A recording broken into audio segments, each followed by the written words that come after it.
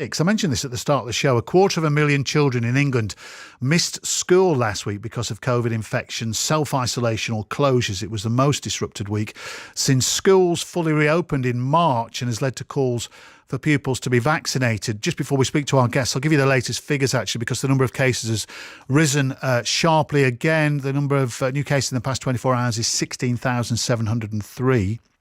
And there are 21 deaths recorded in the last 24 hours. That compares a week ago to 11,000 cases and 19 deaths. Let's talk about schools. Do text us as well if you've got issues at your school, if your child's been sent home, for example. Jane Davies is head teacher at Lanchester EP Primary School in County Durham. Hi, Jane. Hi, you all right? Yeah, thanks for being with us. How's your school affected at the moment? Oh, massively this week. I ended up closing yesterday for 3 days, just because of the sheer volume of positive cases that we've got in school. Last week was great, not an issue at all. Started with a positive case in a Year 1 child on Saturday, another case in Year 6 on Sunday, and obviously the bubbles have to isolate. And then we had a little child in reception test positive yesterday.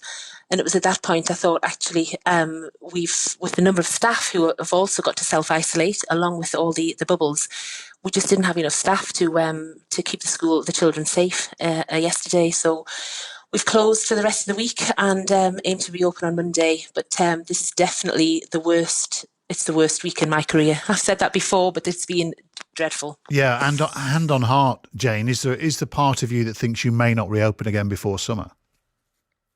That hasn't gone through my mind yet, I'll be honest. No, I mean, these children, they've got to get back. They've missed so much, and it's so tough on them. Things since reopening on March the 8th.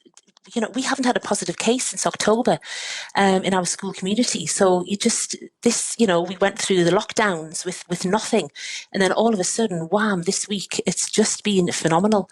We've got 18 positive cases across the school. We're a primary school of 450 children, 180 children isolating as a result. And just when things we all thought getting back to normal, life's reopened outside, we've got trips and sports days, everything planned, and It's just all come to a halt. And the knock-on effect of parents having to cope at home as well, and also children trying to catch up on their education.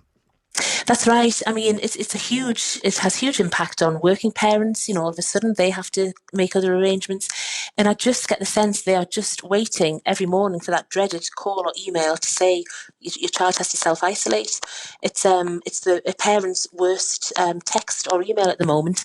And yes, it's massive. They've missed so much education. But, it's not just that. It's their social, it's their friendship.